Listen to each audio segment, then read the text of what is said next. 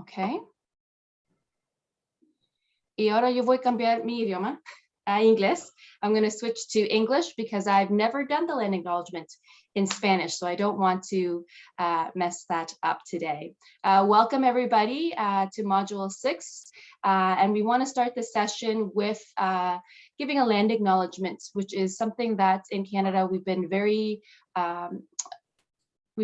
becoming more responsible with acknowledging that we work, live, and play in lands that were not ours to begin with. So I recognize that where I am is land of the Mississaugas of Scugog Islands, and we're very honored to live, work, and play here in this area. And without further ado, I will pass it over to Alina, our expert for the day, who will lead us through the first session of Module 6. And Alina comes to us from Fanshawe College in London, and she works very closely with the team from Colombia as well as the team from Mexico. So thank you very much, Alina, for the time that you put into preparing for today. I know what you have prepared is very beneficial for everyone, and I look forward to going through this module with the whole group. Thank you, Alina.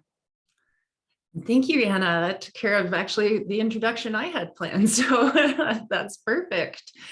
So as Anna said, my name is Alina. I'm with Fanshawe College here in Ontario, Canada, and I'm very pleased to present today's module topic for, I believe, our 6th and final module, done in 2 parts. So you'll be hearing from me today and my Canadian colleague Alex from Durham College on Wednesday for the 2nd part of the module.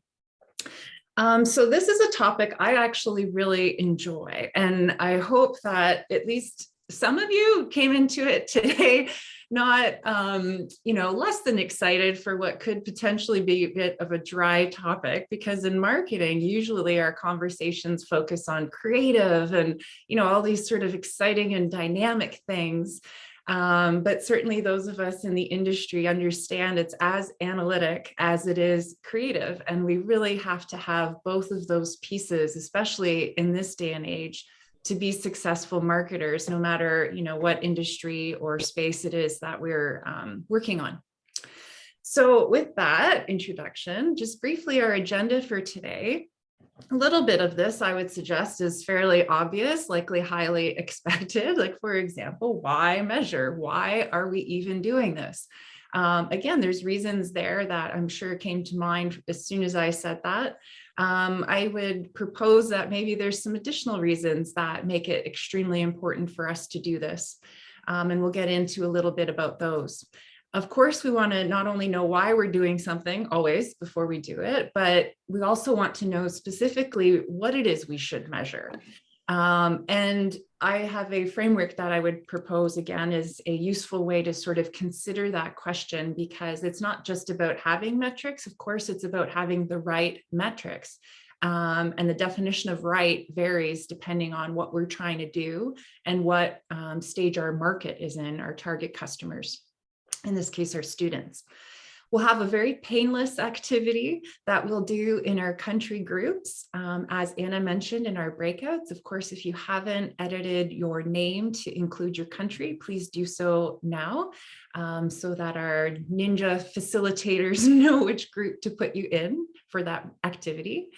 I'm also going to take you through some sources of metrics using live examples of a bit of a case study with another client of mine who's graciously agreed to allow me to share their sort of behind the curtain information with the group. And then finally, we'll talk about some key success factors. So what are some things to sort of keep in mind to ensure that, at the end of the day, when the campaign is over and done with, that you've got everything you need to be able to effectively report on what will hopefully and most certainly be a highly successful effort.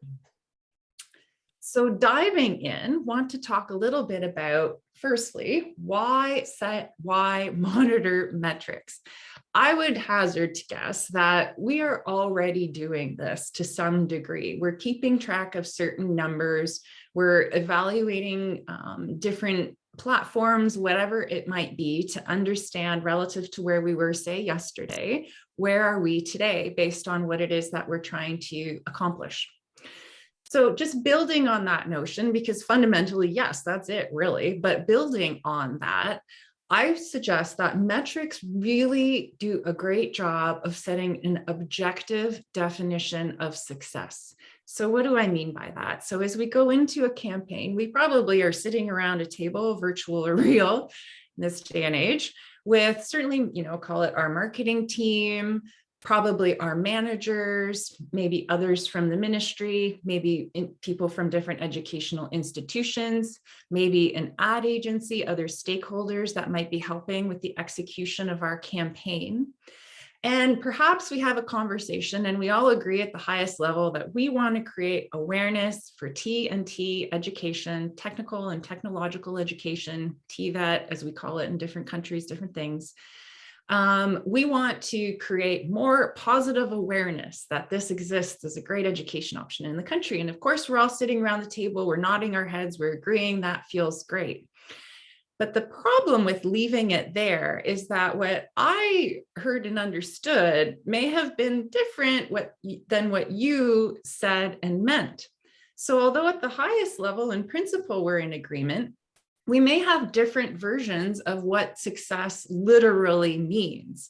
And that can create a bit of a problem, certainly on the way, but at the end point, none of us ever want to be in a situation where we feel like we've created and developed this wonderful campaign. It accomplished everything we had in our minds, everything that we wanted it to do. And we developed this great presentation. We're like, great news, we did it. We have a successful campaign. We checked all the boxes. And then to have our, managers, our other stakeholders involved in the campaign have a different opinion, because in their minds, they set a different definition of success. So a really critical role to setting these sorts of metrics and objectives is establishing that internal alignment to begin with. So right at the front of the campaign, saying, hey, manager, hey, ministry, hey, whoever it is that we are accountable, CICAN, everybody, our other colleagues in other countries, this is objectively what we are going to do and how we're going to measure it, so that we know if we check that box, if we do that thing, then everybody at that table is going to be in agreement that we ran a successful campaign. So that's kind of at the beginning, at the end, but then also during the middle, over the course of the actual campaign, as we're in the process of launching and executing whatever tactics we've set, having and establishing those metrics also gives us an opportunity to understand what are the milestones or what are the guide points. So if we are right now at 0 and we want to be at 100, maybe in 2 months, we need to be at 25. And if we're not at 25, then we need to know that at month 1 and not all the way when we're finished, because when the campaign is done, it's done. We don't have the ability to change or correct. But if we're knowing where we need to be on a particular metric as we're headed down this path, then we do have the opportunity to course correct. Unlike at the end where we don't have that chance anymore. So metrics really do have a lot of value to us throughout the process, as well as particularly at the end, because we all want to be in a position to say that we were successful based on a mutually agreed upon definition of that. So that's a little bit about, the additional reasons why setting and monitoring metrics are pretty important. But now I want to propose in another bit of a structure around how to define what it is we want to achieve. Because I think this in of itself, again, it seems like it should be easy, but sometimes it can be a little bit complex. And I'll give you a reason why I say that, and particularly one that's relevant to our work here. I think ultimately what we want to do is we want to gain more TVET graduates down the line. We want more students signing up for programs. We want more students completing programs. And then that then feeds into like a greater vision of creating a better economic future for the entire country. There's a lot of kind of stuff in there that we all sort of know in our minds is ultimately what we're trying to do here.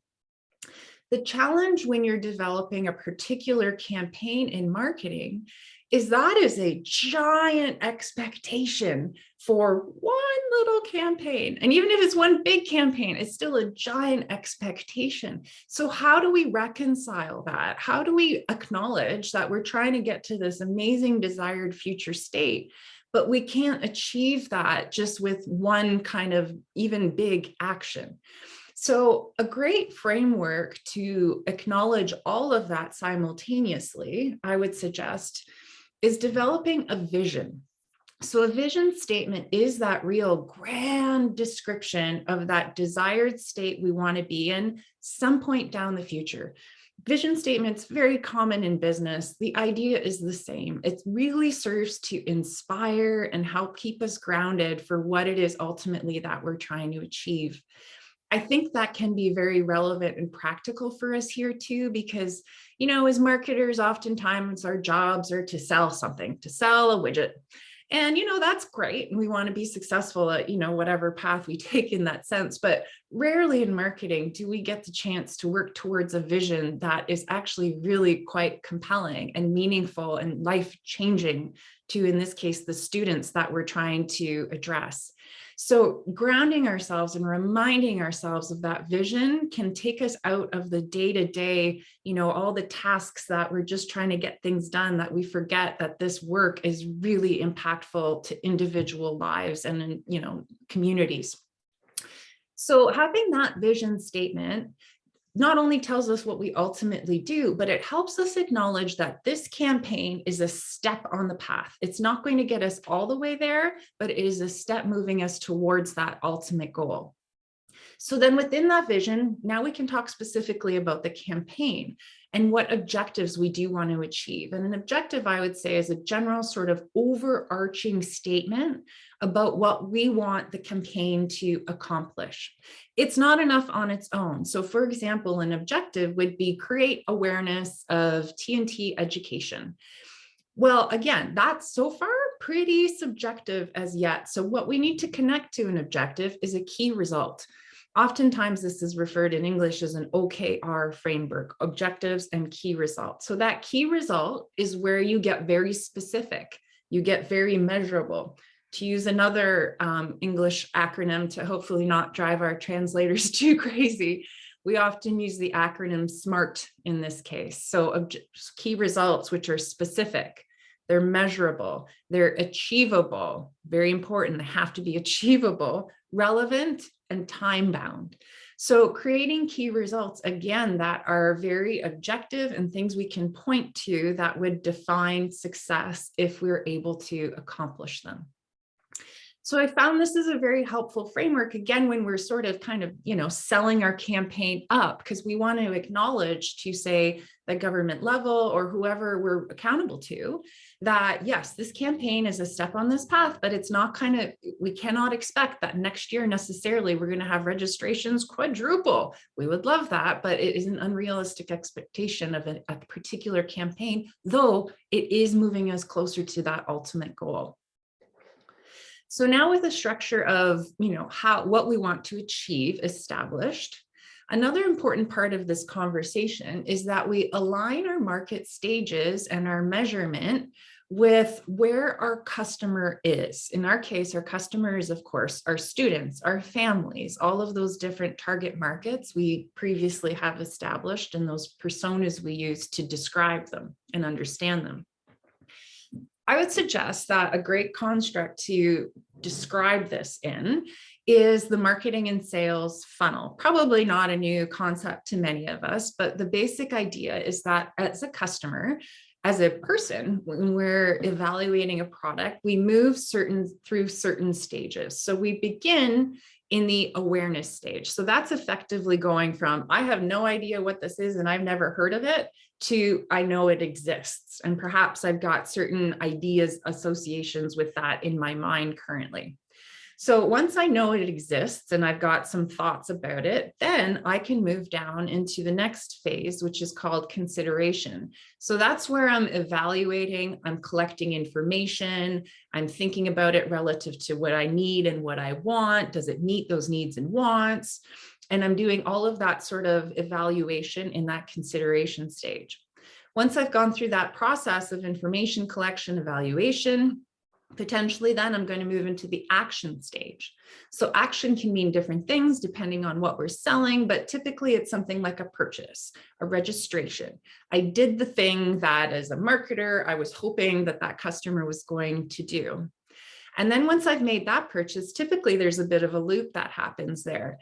And what we want them to do next is then become loyal to our product or service. We want them to buy it again. So for example, in the case of what we're marketing here, TNT education, so in that awareness stage, we're bringing people typically, I would suggest most students sort of know in general that there is an education option out there for me, but do they know the number of options, the number of institutions? Do they know how wonderful it is? Do they know that there's financial support that's available? They probably only know one little speck of this whole big pile of wonderful information there is about this subject.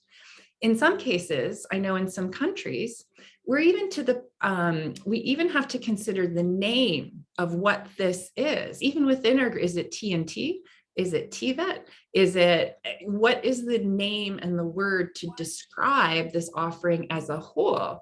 To develop that lexicon for our consumers to even know what to put in a Google search, for example, when they're considering this sort of education. And then other than that, what are they aware of right now? What are they thinking right now? Is it positive? Is it negative? If it's negative, is that real? Is that true? Or have they developed some sort of negative perception that actually is inaccurate that we need to shift? So there's a whole heck ton going on in that awareness stage for us right now, for most countries, in my understanding, where it feels very appropriate for a campaign for us to have that as our area of focus, to define that common lexicon, to establish all of these wonderful things about this type of education and build our customers' positive associations with this brand. And in fact, build a brand in many cases as well, create a name and a moniker for this. And then again, when we move them into consideration, that's the point where they have the opportunity to evaluate, hey, is this right for me? What are my options? What are the schools? What are the programs? What's my future potential career looking like? To take an action like registering for that program. And in our world, we could even consider the loyalty phase or that ultimate state, I suppose, as the graduation, and then potentially that retention loop to coming back for another certificate, degree, diploma, whatever it might be for their future. So this funnel is a really important construct to consider as we're establishing objectives and key results. Another variable at play here, which really describes how slowly or quickly a consumer moves through these stages, is something called involvement. So involvement theory suggests that the more thought, the more time, the more personal impact, the more expense a purchase decision, say, has for an individual, the more time they need and the more information they require to go through each of these stages. So I'll give you an example. So say you're standing in line at a grocery store, and as those clever marketers have done, they've put a nice, beautiful display of candy right here to tempt us, just as we're checking out in the grocery store. So say I'm checking out at a grocery store, I'm feeling a little hungry. I'm looking for a chocolate bar. So I look over, there's a chocolate bar, and it's a brand I've never seen before. It's a new brand. But I pick it up because it's got attractive packaging and it says chocolate and peanuts, which is what I'm in the mood for. It costs $1, so it's not particularly expensive. I'm not too worried if I don't like it. Well, I'll just never buy it again. I'm sure it'll also be fine. And I chuck it in my cart, check out, and off I go on my way. So within a span of maybe like 12 seconds, I went from the very top of the funnel to the very bottom of the funnel, at least to that action and purchase stage, maybe not loyalty just yet, but anyway, to that action and purchase stage, because it's so little impact on my life. I don't like it. I lost $1, maybe not that big a deal. I'll just never buy it again. But at the end of the day, I ate it. I'm no longer hungry. Everything's fine. So that's kind of on the one end of the spectrum, which is the lowest involvement type of purchase. Now let's go to the other end of the spectrum, which is where I'd suggest we are a purchase decision like one for education. So that, on the, again, very other end of things, is an extremely high involvement purchase. It might be, for these kids, the highest involvement decision they have literally ever made in their lives. This impacts, their future trajectory. What am I going to do when I grow up? What am I going to be when I grow up? How is my family going to think about this choice? There is so much entangled in there that makes it an extremely high involvement purchase, which means they need our help and support more than many other purchase decisions to make their way through these stages, because they spend so much time thinking about it, because it has such high impact to their lives. So we can't underestimate the value of that awareness stage, where they're really learning about it and creating these sorts of associations in their mind to make their own consideration and evaluation as to whether this is a valuable choice for me to make. So with that kind of background about the funnel, the ultimate point here is that it is really important to set an objective and a key result that is appropriate to this funnel stage that your customer is in. So in our case, we're understanding that a lot of our customers are in that awareness stage. So let's look at that row. And so what are some appropriate objectives for a campaign trying to drive awareness? So for example, if our objective, so create recognition in the target audience. So when they see TNT, they know exactly what that means. And ideally, it's what it means is the things we're hoping it means, the things we want them to know that it means. And so if that's the objective, then what's a key result? Well, a key result, for example, we can drive that we can use to impact that objective is something like impressions, a certain number of campaign impressions, which is in fact at a project level, our commitment to deliver those 250,000 campaign impressions. Other things like website traffic, social reach, click-through rates, all of these things are different metrics we can use that work at the awareness level. Now, I'll say these lines are not hard and fast. I suppose I could even say they're dotted for a reason, in that it's not, impressions aren't only relevant at awareness. This is just sort of a guide to suggest and to suggest that we need to critically evaluate that we have matched a key result to the appropriate step in the funnel that we are trying to impact with the campaign. Because, for example, going back to why this is all important as an objective measure of success, if we said we are going to run an awareness campaign and our metric is that the number of graduates is going to go up in 12 months, I hazard to guess, and I would continue to hope, but other than hoping, my expectation would be that that would not coincide, because we are seeking to affect awareness. We're not necessarily expecting to drive action, because a campaign expecting to drive action has different objectives, different key results, and different tactics, in fact, in order to do that. And when we have so few customers ready in that stage, we want to pour way more in the top, because the more you put in the top, the more that comes down into every stage eventually at the bottom. So it's really, really important that that stage your customer's in, that market stage, is aligned to the measurement tactic that you use. And just to touch very briefly on the tactics, I'm not going to go through this in detail, but likewise, when you say, okay, we know what our campaign vision is, we know this grand eventual end state we want to achieve, which this campaign, along with all these other campaigns, along with all these other efforts that, schools, governments, everybody is working on to achieve this vision. We know the objectives of the campaign. We know the key results we're objectively measuring to tell us whether we're going to be successful in the end and whether we were successful in the end. Now, what are we going to do? What are we going to do to affect these objectives and to drive these key results? Likewise, there's certain tactics that are more relevant and appropriate for different stages of that funnel process. Again, not entirely fixed. Like, for example, you're probably going to have social media going on at all stages of this funnel.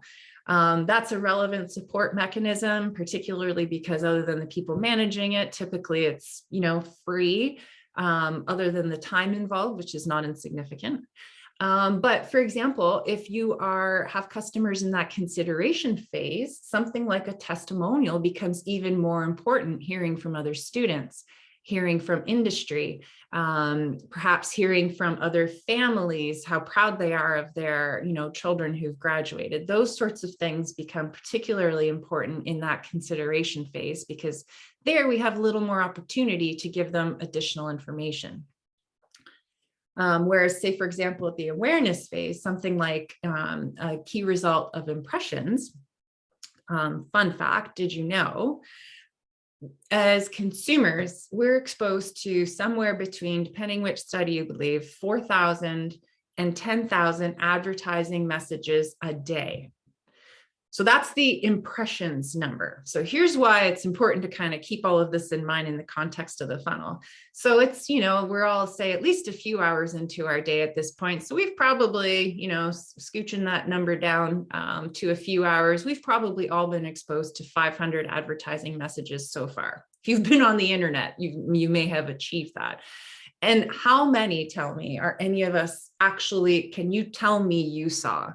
I bet most of us would say none, when in fact, that's unlikely true. On the drive to work, on the internet, we've almost certainly hit that number. So an impression alone isn't necessarily in isolation enough, right? We need to have the frequency, we need to have that complemented with a whole bunch of other stuff in order to kind of have enough tactics to get us enough awareness to move customers into that consideration phase. So with that background, let me give you an example, very sort of tangible example that I made up, although I have put Mexico's name on it. This is not theirs. This is just an example. So a vision statement for something like our work here could be: all students in Mexico see TNT as a great educational option for a bright future, with half of all students graduating from TNT programs.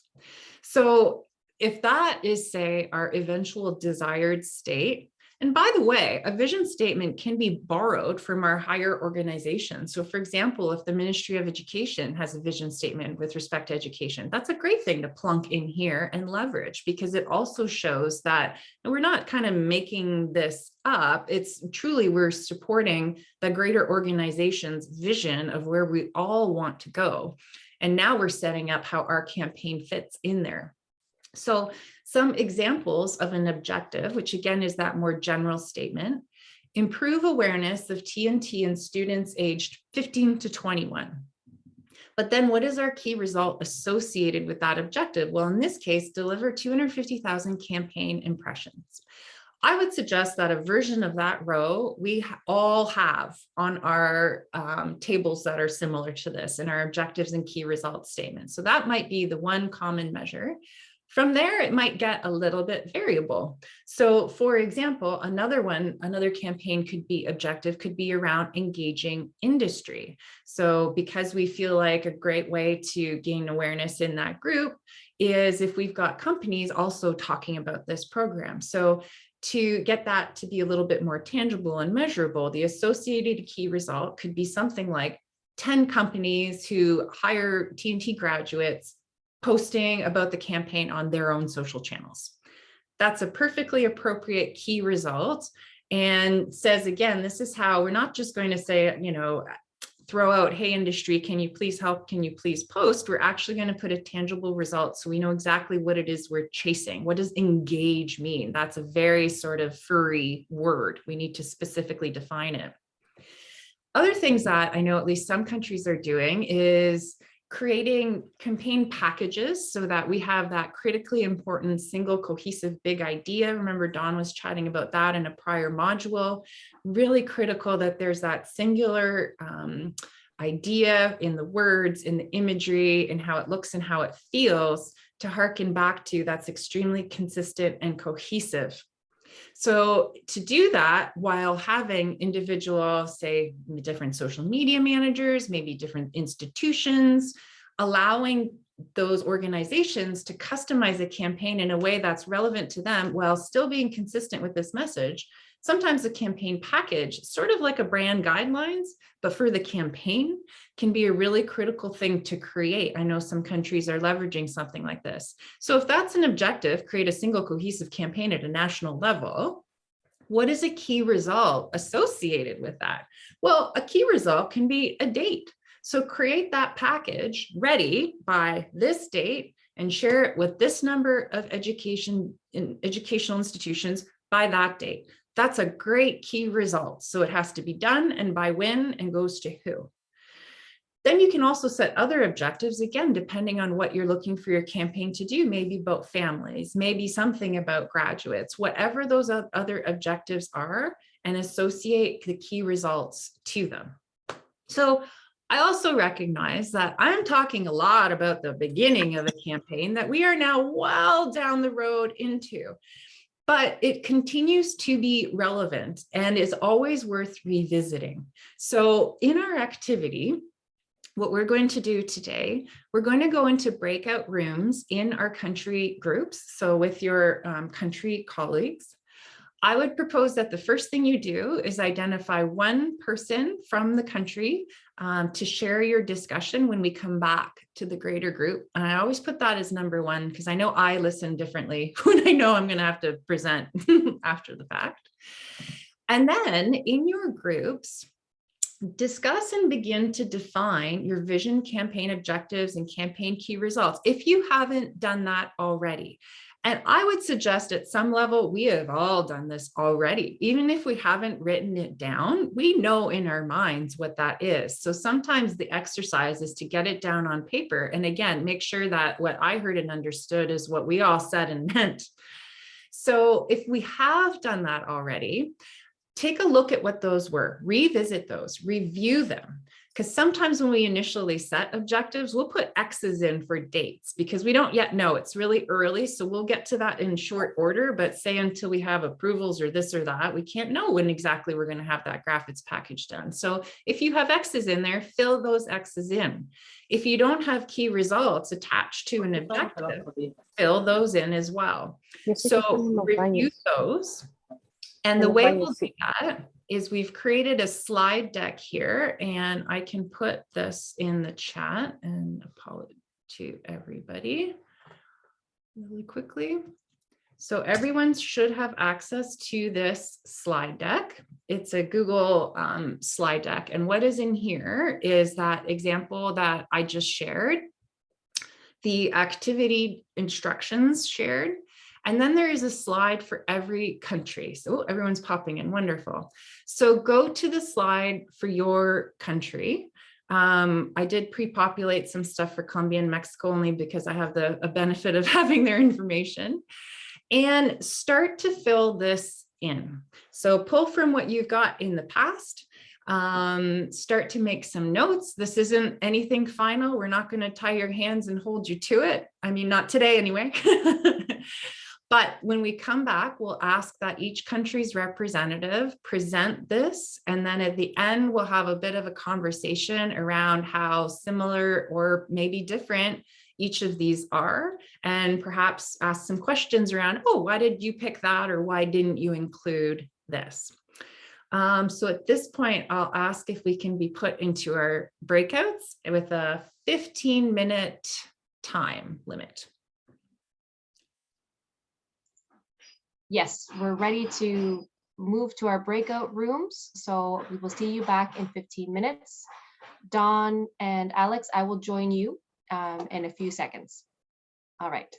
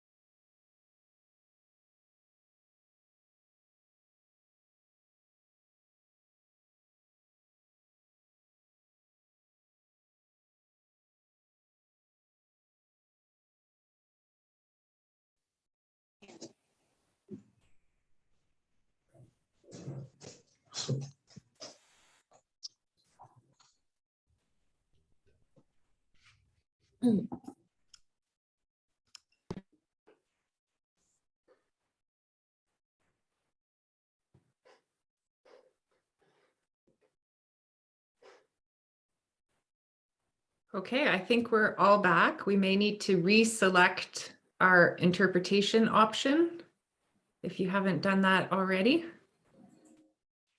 Give everyone just a second. Awesome. Okay, so I will share my screen with that deck we were all working on. And I'll just go in alphabetical order here. If we can first hear from Chile, a bit about what you've noted as your vision, objective, and key results.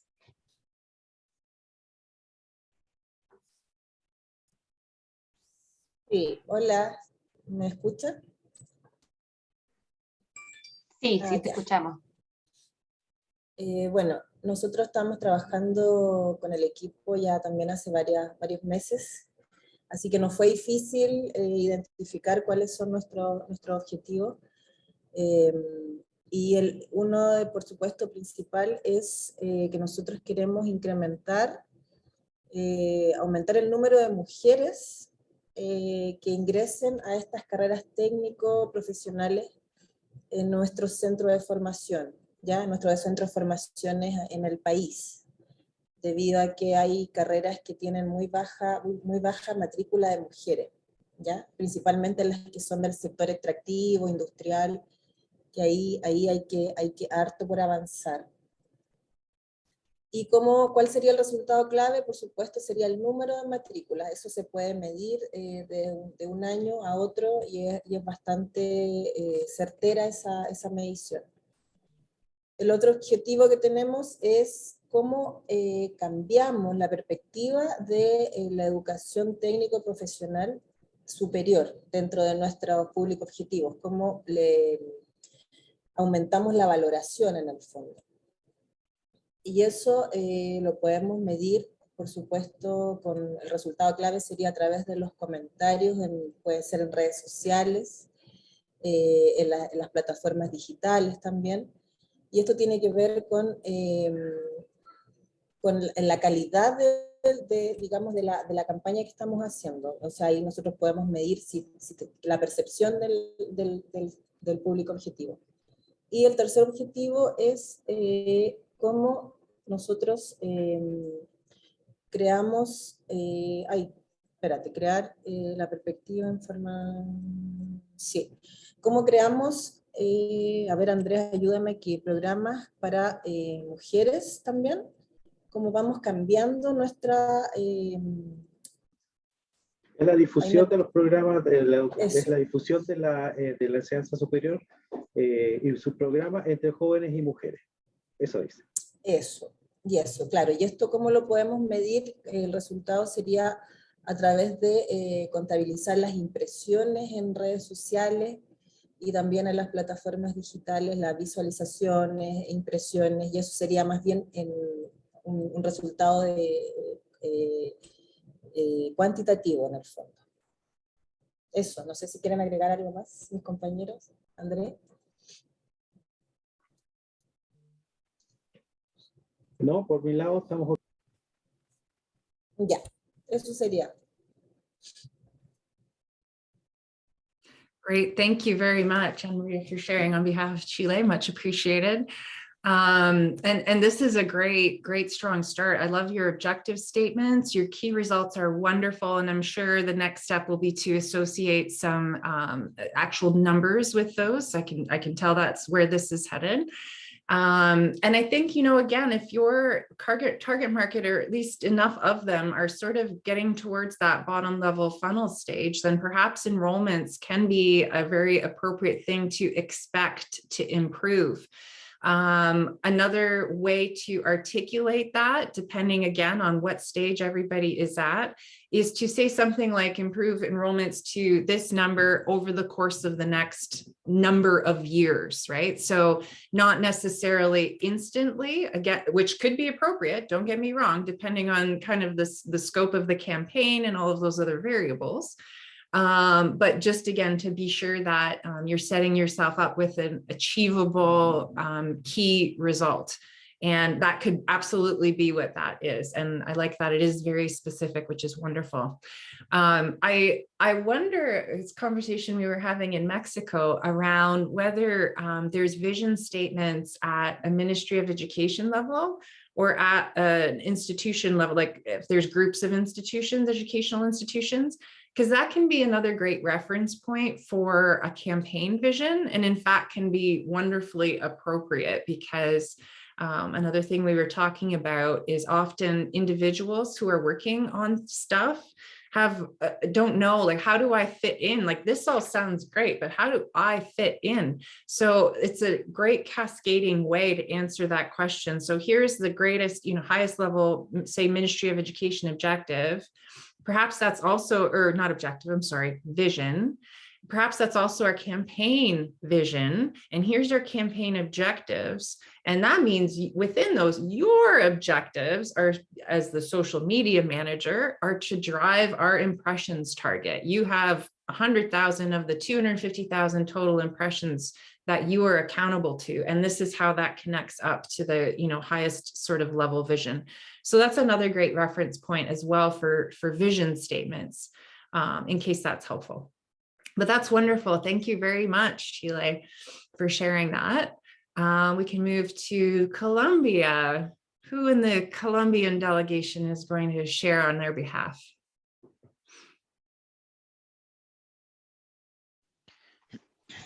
Alina, voy a hablar yo, Néstor.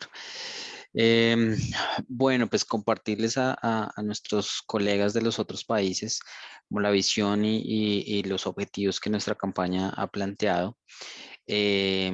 Nuestra visión pues apunta a contribuir a la valorización social de la formación técnica, profesional y tecnológica, como se llama en nuestro país, en Colombia, y va enfocada a jóvenes de 14 a 28 años y sus familias.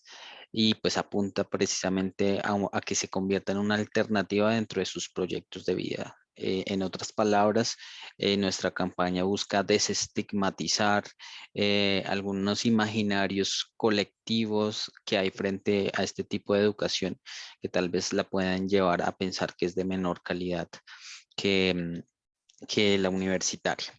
Entonces, dentro de esos objetivos está el divulgar los beneficios de la educación TIT como un proceso de formación que contribuye a los proyectos de vida de los jóvenes.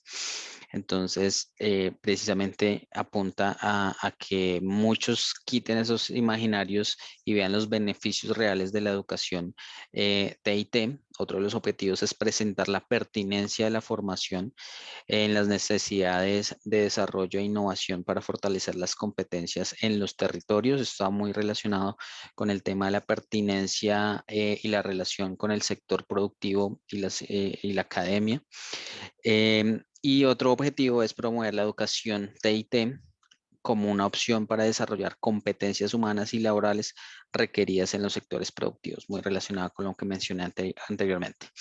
Dentro de los resultados claves, vemos que queremos ver ese número de participantes en los eventos realizados con los mensajes de la campaña o en las piezas que compartimos, y también pues la cantidad de reacciones del público frente a los mensajes de la campaña difundidos. Ahí surgió como una discusión que me parece relevante plantearla a los otros países, y es que es muy relacionada a lo que planteaba Lina previo al ejercicio, y es cómo saber que de todas las impresiones que hay, están realmente ese sector, ese grupo de jóvenes entre 14 y 28 años, y está llegando a ellos realmente.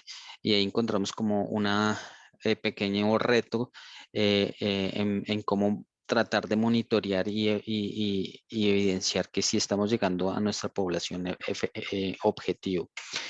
También es importante mirar que pues la cantidad de piezas de comunicación que difundimos en los medios institucionales, es decir, desde nuestros, las redes de nuestro ministerio y de otros actores aliados, y después tiene que ver también como con la frecuencia, la constancia de generar este tipo de piezas y que no sea un par de piezas aisladas y que la campaña tal vez pierda el ritmo y se quede en el olvido. Entonces eso es algo que también hemos notado desde la experiencia ya por los meses que hemos estado trabajando la campaña, que es bien importante la constancia y permanencia de poder generar piezas y que se sigan moviendo para que la campaña no quede en el olvido. Otro resultado clave es también el porcentaje de mensajes de la campaña donde se muestra el rol de mujeres y carreras STEM. Para el caso de Colombia, y pues es como tal una de las prioridades o preceptos que da el programa de PAP y es precisamente el tema de género y de cómo vincular el rol de las mujeres. Y lo que hemos encontrado en las piezas que hemos compartido es que también es necesario no solo desestigmatizar el tema de la formación técnica, profesional y tecnológica, sino también cómo las mujeres tienen que cambiar esos imaginarios que hay carreras a este nivel que pueden realizar sin ningún problema, que no son específicas para hombres ni mucho menos, sino que son bien valoradas y ellas mismas son las que nos están dando ese mensaje y hacia otras mujeres. Entonces han sido piezas que hemos compartido y que nos han parecido bastante importantes. Uno de los resultados claves es cómo cambiar ese imaginario en las familias, que tal vez son las que influyen tanto en la toma de decisiones de los jóvenes para escoger una de estas carreras. Y bueno, uno de los retos era alcanzar 250.000 impresiones de campaña que como tal lo hemos logrado ya, lo hemos superado, pero ahora tenemos un reto que es cómo evidenciar que de esas impresiones están llegando efectivamente a los jóvenes de objetivo de la campaña.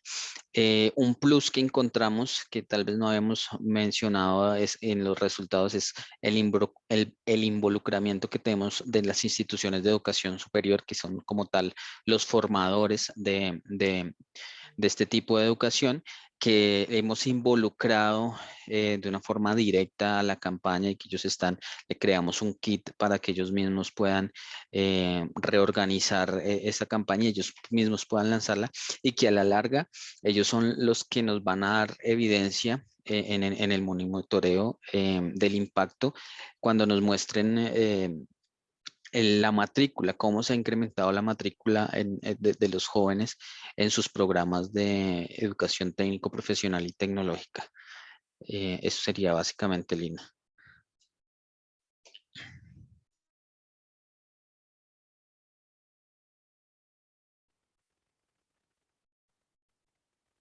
Perfect. Thank you so much, Nestor. That's wonderful. Love the evolution as well, sort of the addition of that piece that we didn't know we needed back, when we first took an initial crack at this. So thank you so much for sharing on behalf of Colombia. Next, we'll go to Mexico. And I think Lydia and Mildred are going to share on behalf of Mexico.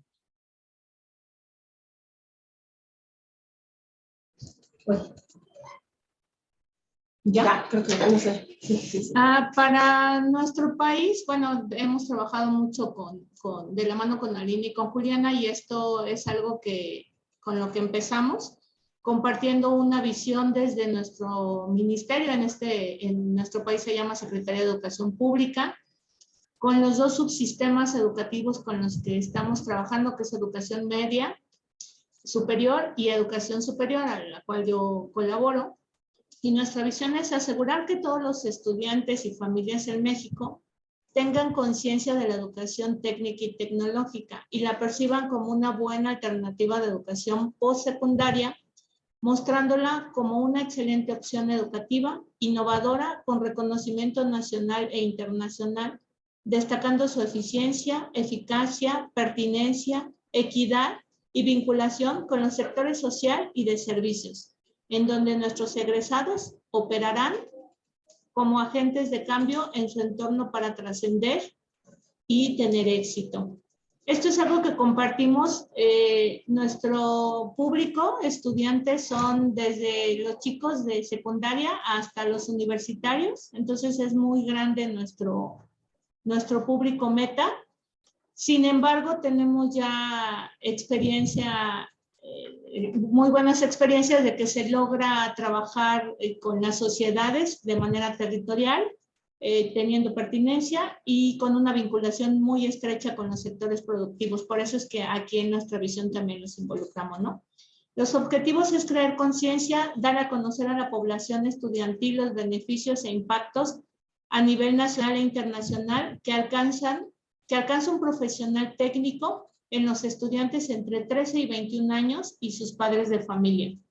Promover la relevancia en el mercado laboral, lograr la aceptación de los padres de familia respecto al nivel académico alcanzado en el técnico y las competencias profesionales que se adquieren a través de promover la practicidad de la experiencia del trabajo que viene con la educación técnica y tecnológica. Esto es muy importante. Retomando lo que dijo nuestro compañero colombiano, sí queremos que se reposicione la educación técnica, aunque tiene un lugar en México desde hace muchos años. Queremos que nuevamente vuelva a cobrar fuerza porque es una de las grandes alternativas de educación de calidad en nuestro país y además con tal eficiencia que en muchos de nuestros resultados por año la inserción laboral de manera casi inmediata entre los 3 y los 6 meses de egresados se incorporaban al sector productivo en su área. Entonces esto es algo que debemos también de anunciar y determinar de borrar este paradigma de si la educación técnica no tiene una posición ya ganada en el país. Ya lo tenemos, lo hemos trabajado durante más de 70 años en educación media superior y más de 40 en tecnológicos, sí, yo creo que 70 en tecnológicos y 30 años de universidades técnicas, 20 de universidades politécnicas. Entonces, existe ya esta existen los grandes resultados, pero a veces la difusión de estos resultados no se muestra. Entonces, es mostrarlos, ¿no? La pertinencia escolar, contribuir a la permanencia escolar de los estudiantes de media superior mediante el reconocimiento y apreciación de la educación técnica profesional que están recibiendo. Compromiso con las instituciones TIT, comprometer a las instituciones TIT con la campaña para ganar compromisos y asegurar su participación.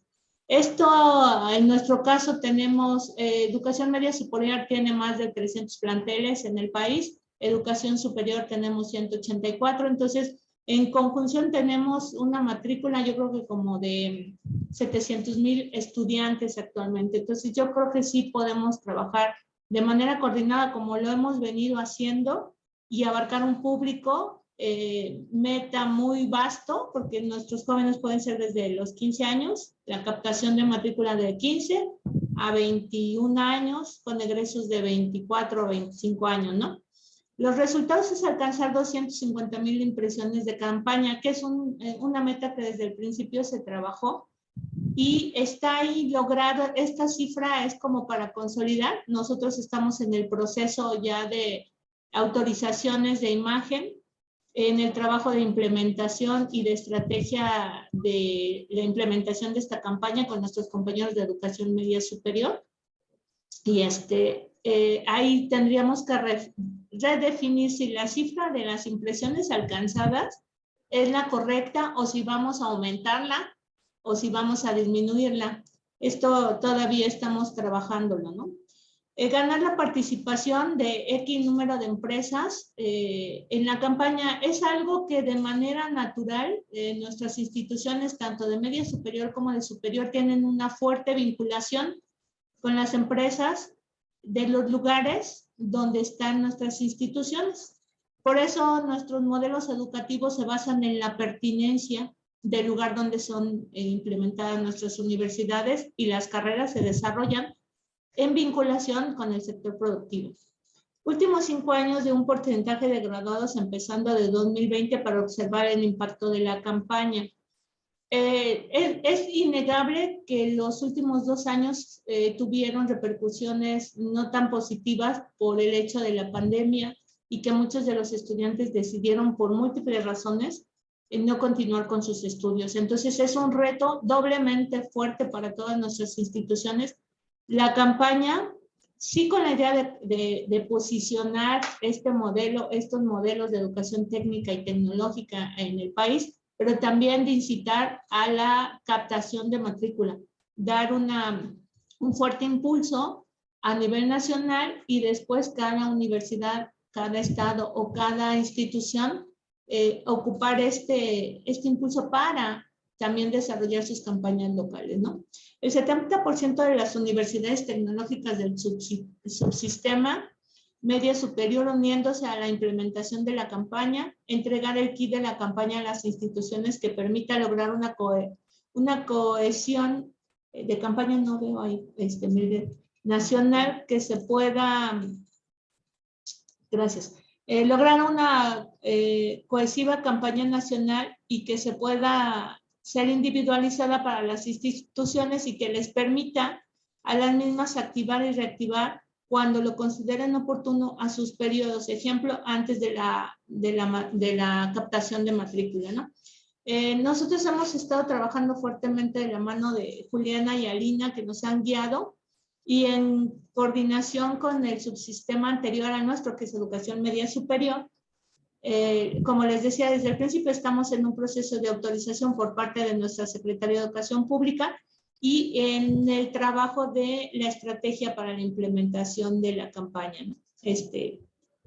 Creo que, aunque nos falta un poquito, hemos tenido un gran avance, y también con el ofrecimiento de nuestros hermanos colombianos de que nos guiaran, gracias a las gestiones de Alina y de Juliana, para seguir avanzando en lo que resta de la implementación de la campaña, ¿no? Que además coincidimos mucho ahorita con Mildred, estaba platicando en la presentación de nuestro compañero de Colombia, es nuestra visión y la de ellos es casi muy parecida, pero está desglosada. Nosotros la hicimos como grande y ellos la fueron desglosando en los objetivos, que me parece que también nos podría ayudar, ¿no? Eso sería todo por parte de México.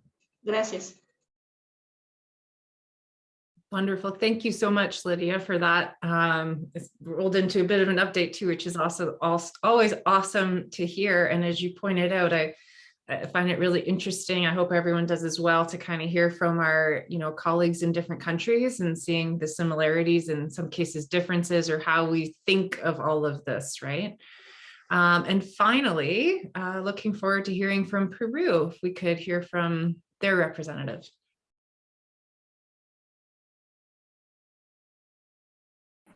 Hi.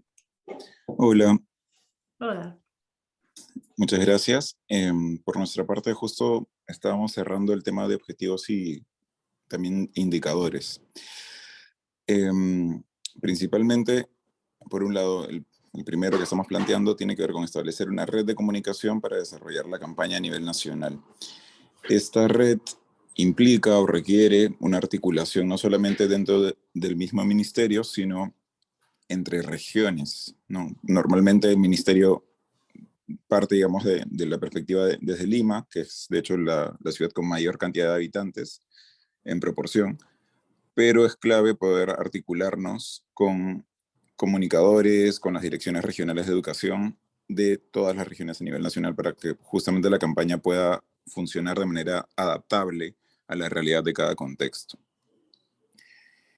Parte de esto también es un reto, aprovecho para comentarlo, que me parece que tiene similitudes con los otros países, que normalmente el posicionamiento de la educación superior tecnológica o técnica está como en desmedro versus la educación superior universitaria, ¿no? Entonces ese es un, digamos, pasivo con el que tenemos que, digamos, lidiar o manejar para no generar una especie de competencia entre la oferta educativa a nivel superior, sino más bien complementar y aprovechar los espacios potenciales, ¿no? Hay muchas personas que en el país que solamente llegan a tener educación secundaria por necesidad, por practicidad, por diferentes razones, y es ahí donde hay un gran potencial para captar más personas que estudien, que se animen a estudiar educación técnica o educación superior tecnológica.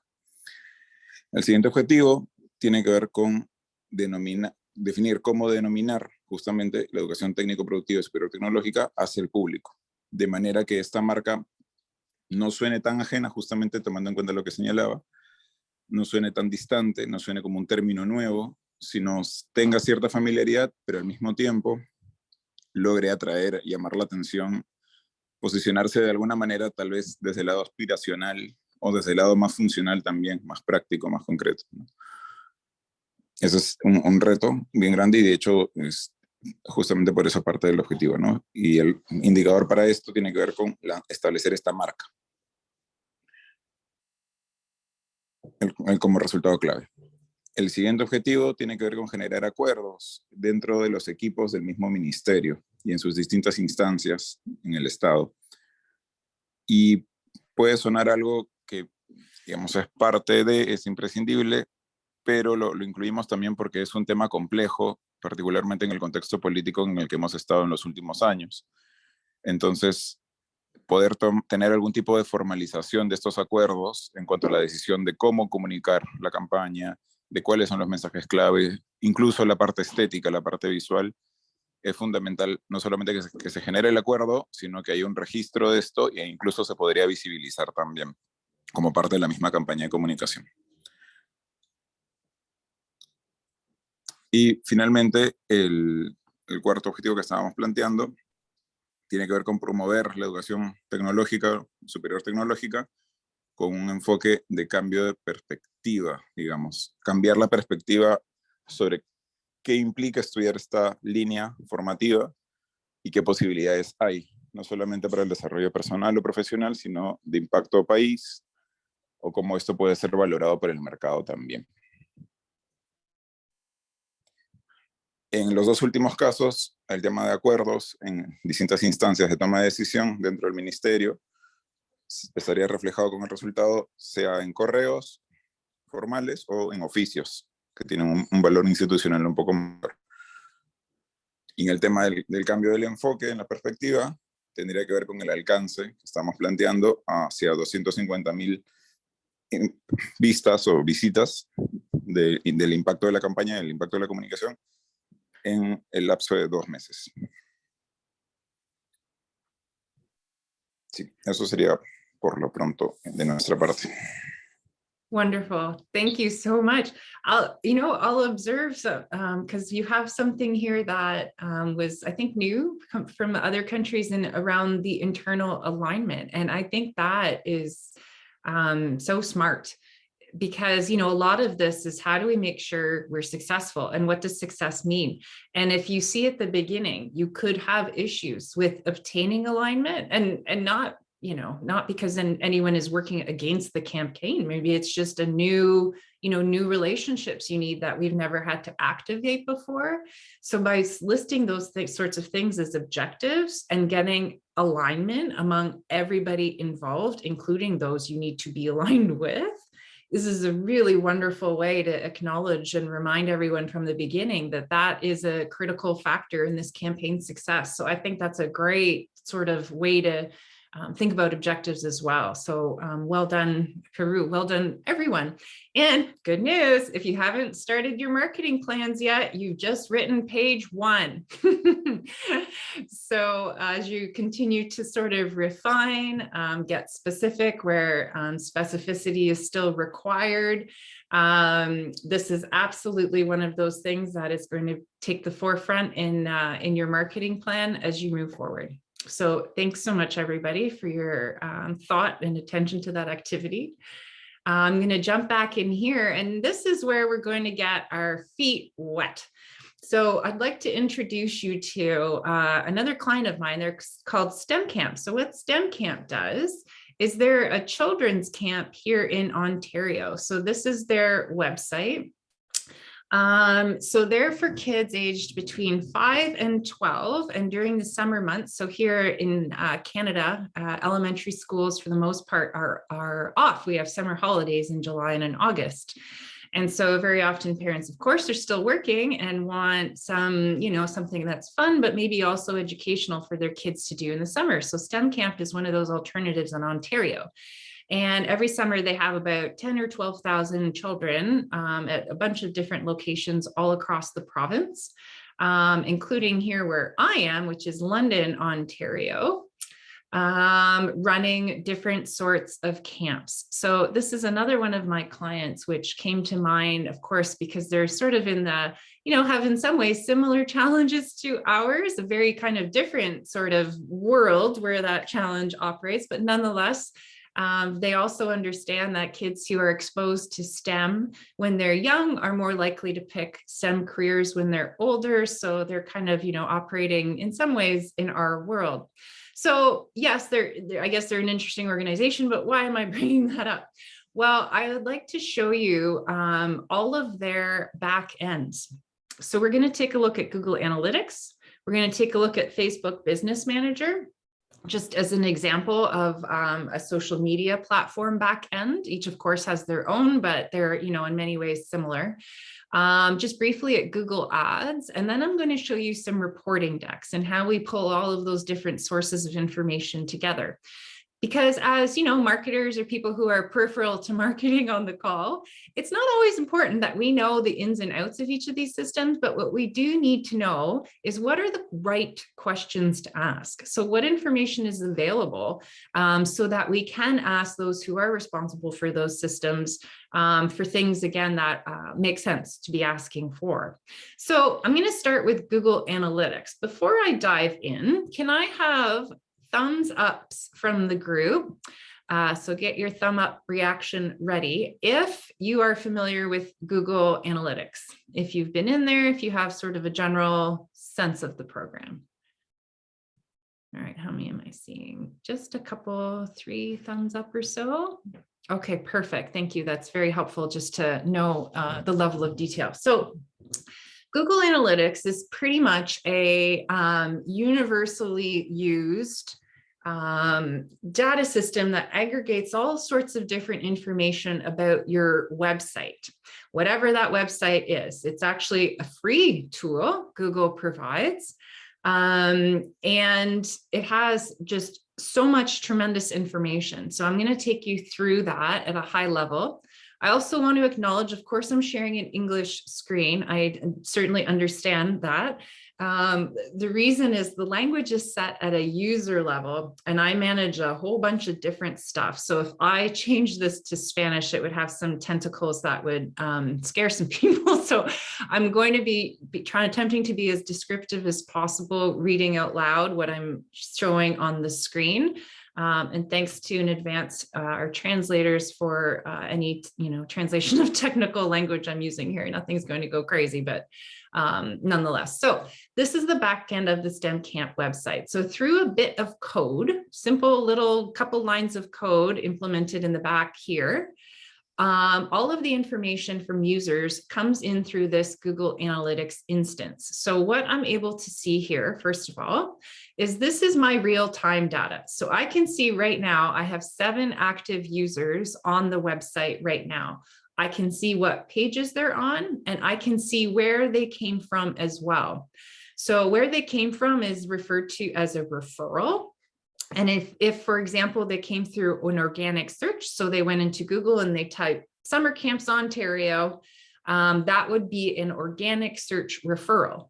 So if we all on this call in our browsers typed stemcamp.ca, this number of users right now would go up, hopefully. Maybe not instantly, but over a course of seconds, I expect we would see that happening. I can also have additional information. And of course, we don't have a ton of users right now active on the site, but if I did, for sites that have hundreds of thousands of users, this can be pretty interesting. Showing from a location perspective where they're coming from, again, the source of the traffic as well. So I admittedly don't go in real time very often. It doesn't give me a lot of information, although it is kind of interesting to see. Oh, 12 active users on the site. I bet you that's some of us on this call. So an area where I use more often, but not daily, say monthly, is this audience section. So the audience section tells me about the people who are coming to the website over a period of time.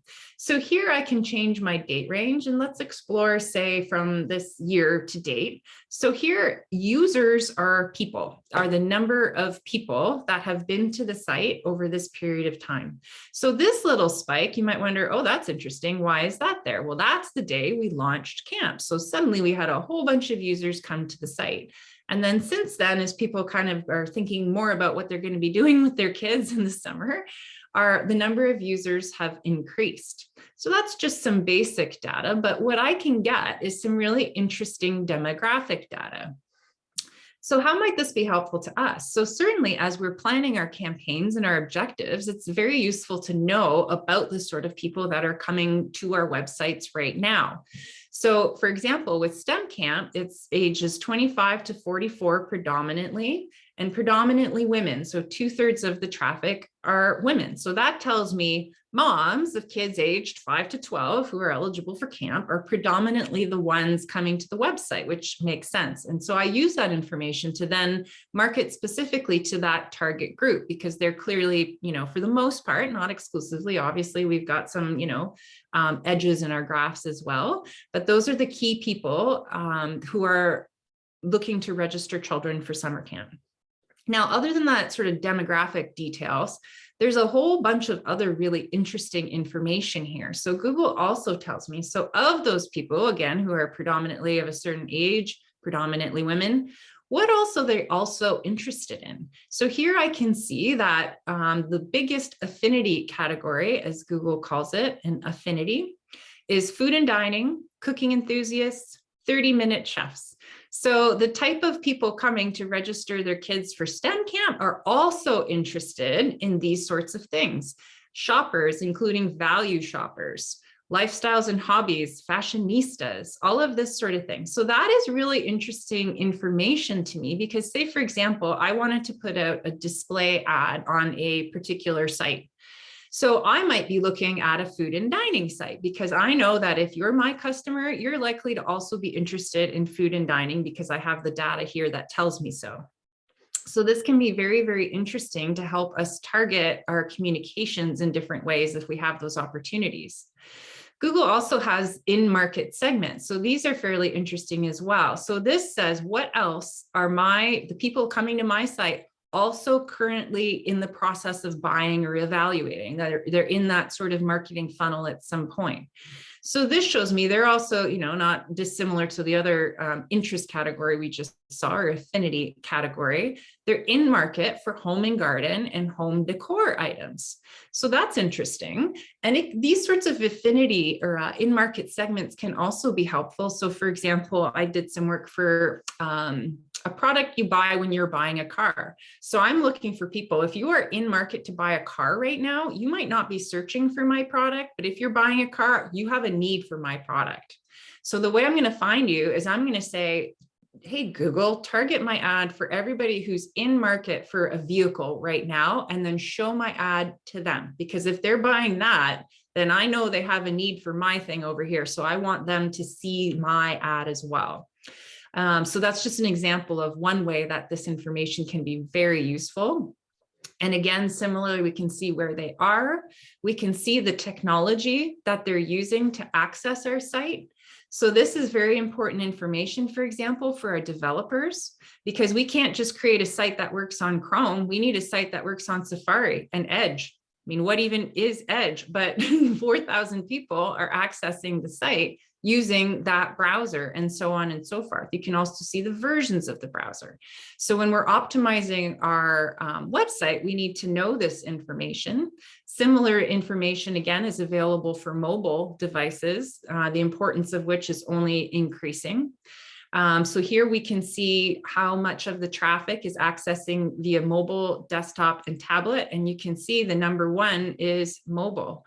And virtually every site that I look at or manage, mobile is only becoming increasingly important. So ensuring that our site is optimized for mobile usage is critical, but more specifically, which mobile device. So we can even see to that level that, you know, in our case, predominantly it's the Apple iPhone people are using, but also a whole bunch of Samsung devices here. And again, from a development and marketing perspective, we need to know when we make a big website change, we have to test it on these various devices, or certainly the ones that are most frequently used, to be sure that our users are having a great experience. So I'm just highlighting a few of the, you know, fun little pieces of information we have access here to. And a lot of this you can break down as well, say at a page level. So for many cases, you know, with our campaigns, we're not going to have necessarily a dedicated brand new website. We might have a page on an existing website that we're driving traffic to. Often you can see all this demographic and other data as well at that sort of level. So of the people that come to the site, isolate it to just the ones interacting with this page, or just the ones that performed a certain action, and tell me about them. So again, it's super important information for us as marketers. This section, acquisition, is where I spend a lot of my time as a marketer. This tells me, how did people get to my site? And how Google organizes that is fundamentally into these 8 channels. So organic search, direct traffic. So that in the STEMcamp example is people who typed in stemcamp.ca, they came directly to the website. Referral. So that's where, say, for example, I'm paying a partner to show a STEMcamp ad. They are a referral source, and then they fall into that referral bucket. Other, which is, you know, Google's word for not quite sure. Email. So we sent out an email and then they clicked and came to the site. Paid search is something like a Google ad. Social is coming from Facebook. So we put a Facebook post out and then they came to the site. And display, which is, as you can see, a channel we don't really use here, but that's, for example, like a Google display ad for STEMcamp. So that's sort of the high level, and I can see how my traffic here is distributed. So I can now make some sort of informed decisions. One area I'm always trying to improve is organic search, because more people searching and finding and arriving at STEMcamp's website, that tells me we're doing some good work around search engine optimization. And that means I have to spend less on ads, because ultimately at the end of the day, we need to put, call it 12,000, you know, bums in camp seats, and whatever we can obtain through organic sources, we have to sort of pay to obtain. So I'm always looking, say, for that number to go up. So getting into a little bit more detail within each of these channels, we've got sources and we've got mediums. So just additional levels of detail that we can even find here, for example, on a campaign level. So, hey, we're running a campaign. What information do we get here? So this is very, very interesting and is something that we as marketers can and should affect for our campaign. So yes, Google does a pretty good job of figuring out where someone was before they came to our website. So what website referred them to our website? Google's not perfect, but what we can do is give it better information. So that's where this tool comes in. So this is a campaign URL builder. So all of those parameters we just saw there, source, medium, campaign name, campaign ID, we as marketers can set. So I'll give you an example. Say education institution ABC is sending out an email related to our campaign. And maybe it's simply that there's 3 campaign ads on that email. There's one at the top, there's one at the side, there's one at the bottom. What we can do is, although all of those ads might go to the same website, they might all go to abc.com. We can append a whole bunch of stuff on the end of that URL, which still makes them arrive in the same exact place, but gives Google Analytics all sorts of information as to where they came from and how they got there, down to the ad location. So for example, here I'm sending this imaginary traffic to stemcamp.ca. But here, I'm going to send it from a newsletter. That's my campaign source. My medium, which is in this case obvious, but is email. And my campaign name is Star Wars.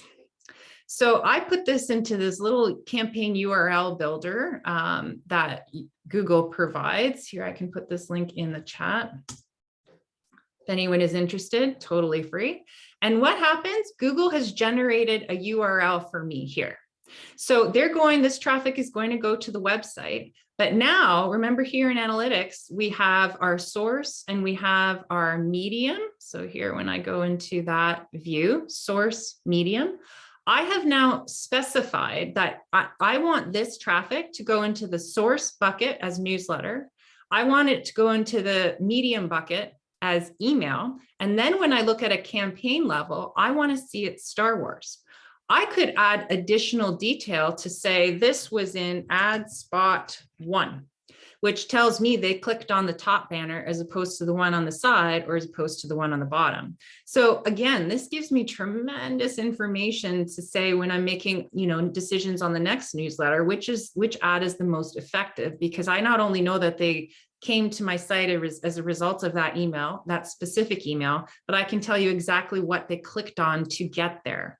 So the beauty of that as well as in analytics is over here, this area gives us conversion information. So I have set as a conversion goal, going back to STEMcamp's website, this button here. This button is the most important button on this entire website, which is register.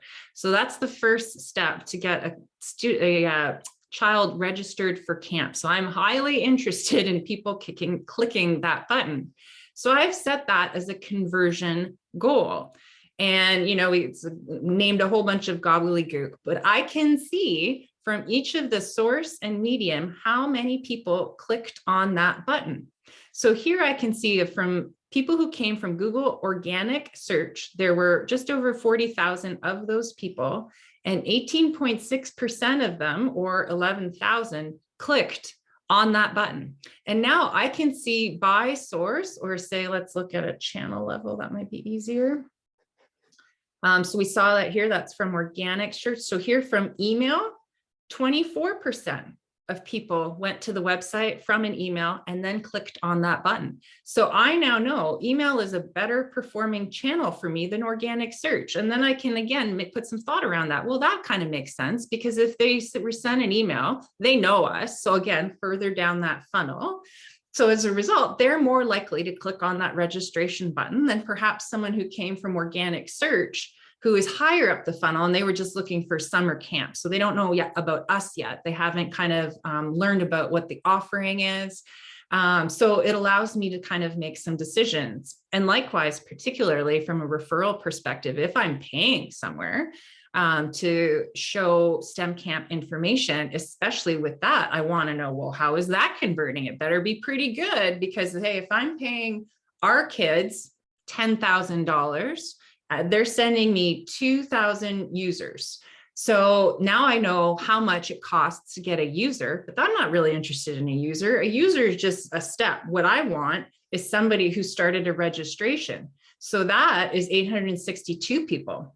So what does that math work out to, right? So how much does a single registration cost relative to what I paid our kids to put our ads out there? And now I can make some pretty nifty return on investment calculations relative to, say, some of these other sources. Not all of these are paid sources, to say next year, okay, you know what? Our kids, it cost me $8 per registration compared to a Facebook ad, which cost me $12. Well, that's easy. Let's double down on our kids, because we get a better return on our spend and on our investment. So that's just an example of how you can kind of tie these threads together. And then, of course, you can see all the detail at a page level. There's just tons of information in Google Analytics. I can't show you everything right now, but those are some of the highlights. And let me just quickly show you some other stuff too. So Facebook, this is STEMcamp's Facebook page. So this will be relatively familiar. This sidebar exists because I manage the page and I am logged in as a page manager. So part of what that allows me to do is to go into this Facebook backend and, oh, here's some of those words related to the important things many of us are measuring.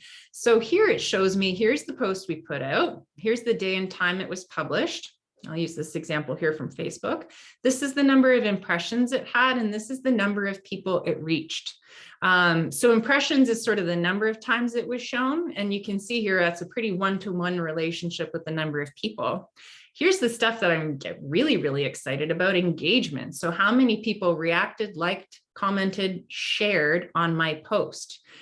We can see that this post of, the ones we're seeing had the most amount of engagements, which is pretty exciting. So I'm going to want to go in there and take a look and see, all right, what was it about that post? Because I want to have great engagement on all my posts. And this is Sprout Social. So this is a social media management platform. Hootsuite is another. We've talked about these in the past. But just showing that to illustrate, in here, I can see that same data that I see natively in Facebook: impressions, reach, engagements, etc. The advantage of this is I can see all my social outlets sort of aggregated in total, as opposed to having to go to each one individually to find the information. And then, just in the interest of time, I'm going to go to this. So now we just saw a whole big giant pile of data. So that's interesting, but what we want is information. So how do we turn that data into information? Both that's useful in our internal groups and then reporting, say, up to managers and ministries, for example. So here in this Google Sheet, I'm recording all of that information we just looked at. So here are those channels. And for each month, where are we trending? And I record other information as well, like the completions, those goal 9 completions that we saw, the conversion metric I'm tracking in particular, to arrive at conversion rates by channel. So every step, when you progress from each stage in the funnel, there's a conversion rate. How many people from here got to there? And always that number is something that we're trying to improve and increase. And if it's not improving and increasing, we want to kind of know why. So in this sheet, I plunk in all this data. A way I like to do it is that any cell that is a manual input cell, I shade gray. Any cell that is white is a calculated cell. So that's just an indicator to me, say, don't touch those. Don't screw up your own spreadsheet. But then again, we're still, now we've got all the pile of data in the right place, but it's not particularly, attractive quite yet. So we're going to turn those into some charts here. So this, let me take my demonstration out of here real quick. All of these charts are aligned. I did this once for the whole year. Now, as I input data, we're going to see information here in May, June, July, and so forth. So now we can see in a lovely little chart, how are we trending? Each of my channels are here, so I can also kind of look at and see how they're trending, but to understand, like, oh my goodness, April's down. Why is April down? Is there a particular channel or what's going on there? Likewise with my conversion rates and any other data, obviously. I mean, I'm not telling anyone anything they don't know about how to make charts and collect data here. But what I would like to share, I find a really helpful step, and partly why I enjoy Google products so much, is this is my reporting deck. So this is information. So in the first sheet, I always start with a general summary of what happened, and then chart. So you can see, did you notice over here in my sheet, I deleted this cell. I had 50,000 in there and then I took it out. This slide has now recognized, oh, my chart is connected to that sheet, which is connected to that cell. And hey, Alina, you changed something. Do you want to update that? And oh, I sure do. So watch what happens here. I remove that data. And when I update this chart, it's gone. So doesn't this make my reporting life infinitely easier? Now I can have a monthly reporting deck that just basically runs itself. I have to go through each chart and click update, and I'm done. What I'll do generally as well is offer a bit of commentary here. Not that this is a particularly insightful statement. In total, users are down 25% versus March. So that's where I might also add, the next natural question is why? So explaining a bit about what's happening there. So this I find a tremendously useful deck to report out. You'll note there's 10 slides here. That's it. I would contend if you cannot articulate it all in 10 slides, you need to edit, especially when you're reporting up, right, to a manager, to a ministry, to a board, whatever that might be, that organizational structure. You need to have them grasp it in slide 1 with your summary. And then there's sufficient detail explaining, the details of what's going on and monitoring those sort of critical metrics relative to the objectives. So that's a run through of some of the, different sources of metrics and how they can ultimately feed into a reporting deck that doesn't have to take you 1 week every month, because I've been there and it's not fun.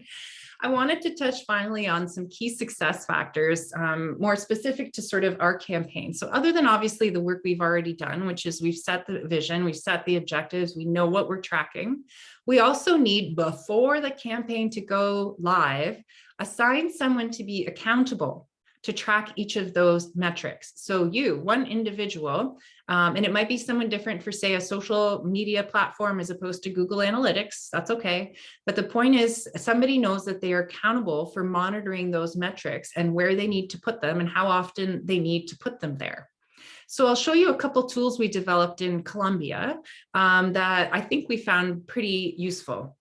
So this was one we initially created with the intention of, we started with, here's what the purpose of this document is. Just grab it, because sometimes in cases, say, of social media, one day it's gone, the next day, or one day it's there, the next day it's gone. And by the way, we've forgotten about it. I don't remember what I had for dinner last night. I'm definitely not going to remember what we posted socially in December.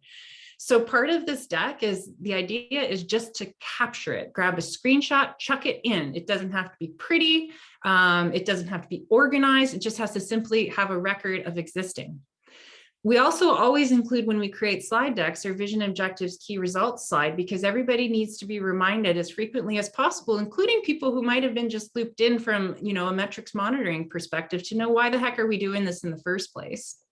And also some detail around exactly what is it we want to capture.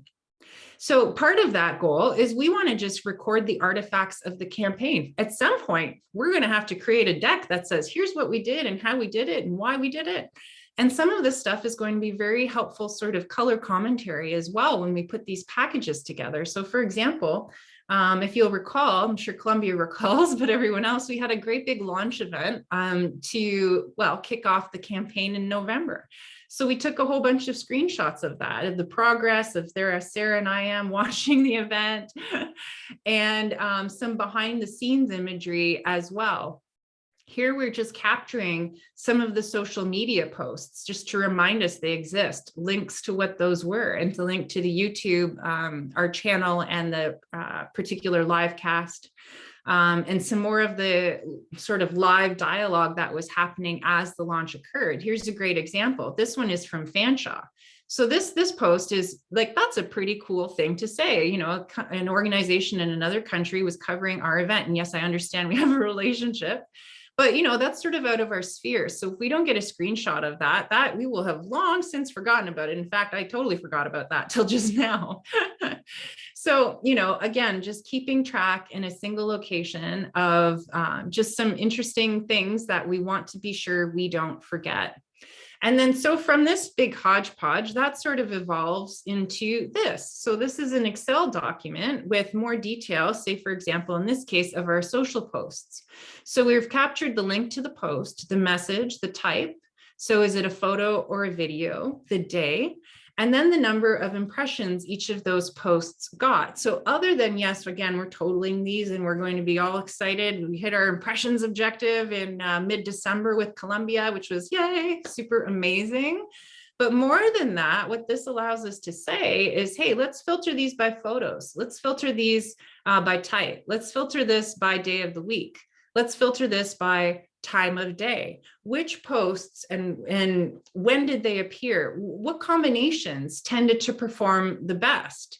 Again, this is how we can see live as the campaign is active on a week-to-week basis, what is doing the best. So we can then double down on that type of thing. Hey, video posts work the best. Amazing. Let's heavy up on video posts next week as opposed to photo. Can we cut up a video and make it, one video into 32 posts? Probably so. So this is the sort of information that allows us to course correct and understand, are we on track to hit our targets when there's still time to make adjustments, as opposed to at the end when we realize that, oh, shoot, goodness, we only got to 200 or something like that when we were looking at 250. So sorry to have motored through that. I hope my apologies to the translators. I know I was speaking quickly. It's because I know you're also good at your jobs. But that was everything I wanted to share. I know we're approaching the end, but perhaps we can open it up to some either questions or comments from the group in our last few minutes here. while I have a drink of water.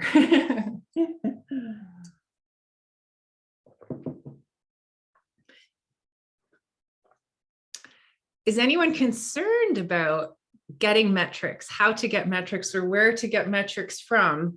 Is this a part of the campaign that anybody is worried about? Because sometimes it's an afterthought, right? We're so excited and busy getting all the materials together.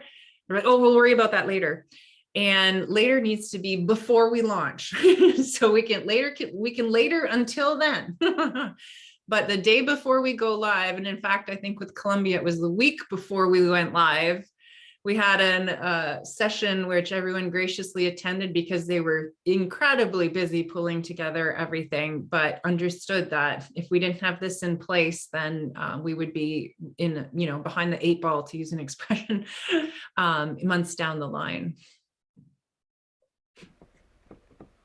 That was great, Alina, and I just wanted to share that it goes back to the point Juan had made from Peru about identifying the process. So who would be responsible for making sure that at the ministry level has this been set up, and who's going to be managing or pulling the reports so that the core team could ongoing throughout the campaign have the discussion to see if there needs to be any adjustments to the campaign while it's in process. So there has to be, I think a lot of times what happens is the team gets all of their deliverables done, they complete their campaign elements, and then they launch, and then there's no kind of follow-up on how things are performing and tracking while it's in process. So you need to be able to, identify and have someone accountable to setting that up and monitoring and sharing those reports kind of ongoing,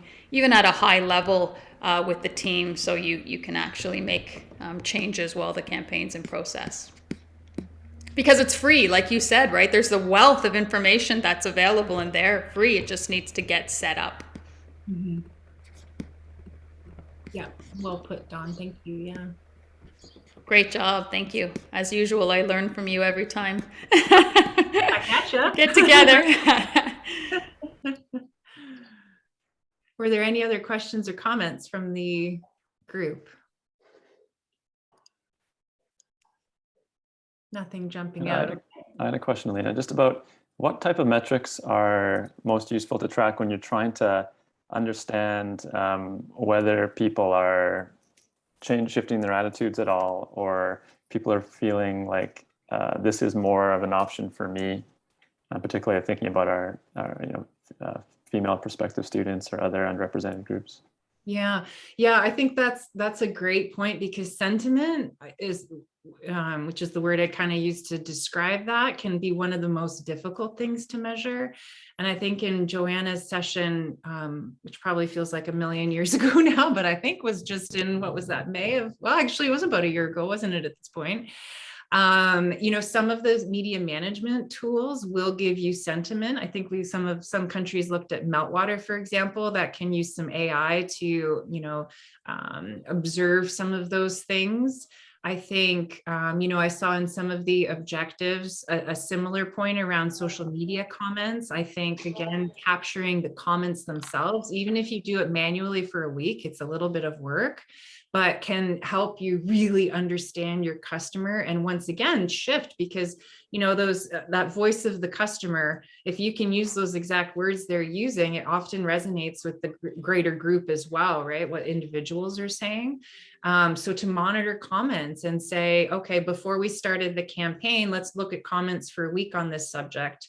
And then maybe mid-campaign, take that same exercise and just assign like 1 to 10, how like from negative to positive is this comment, and, make some of those observations. That type of thing definitely takes more work, but it's absolutely worth the effort, because that's where you get some of your greatest insights, I suppose. Yeah. Mm-hmm. Thank you.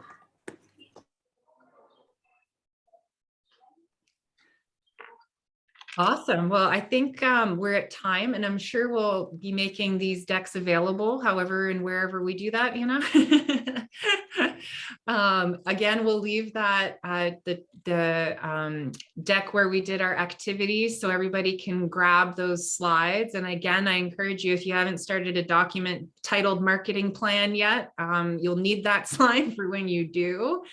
And I hope that you guys have learned, even if you had a lot of information about this subject already, maybe some ways to make your lives easier. Again, ask better questions to help you make better decisions ultimately for successful campaigns. So thanks again, everyone, for the time. And I'll join you in looking forward to our session on Wednesday, same bat time, different bat channel with Alex.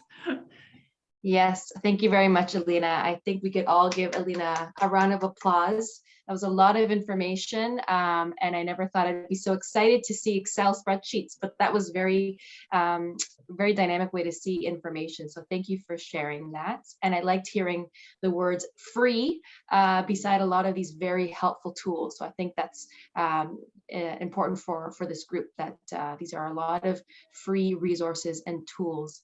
We will see you on Wednesday. I will send out shortly after this the survey. Normally we do an evaluation survey for each presentation. So look for that in your email to provide us some feedback, and we will see you on Wednesday. Thank you, Bridget and Vicente, for joining us as well. I look forward to hearing your feedback as well. Vicente, I imagine you had a lot of wonderful thoughts as Vicente is the monitoring and evaluation specialist for CA-CAN's Pacific Alliance program. So thank you all very much and have a great rest of your day. Bye.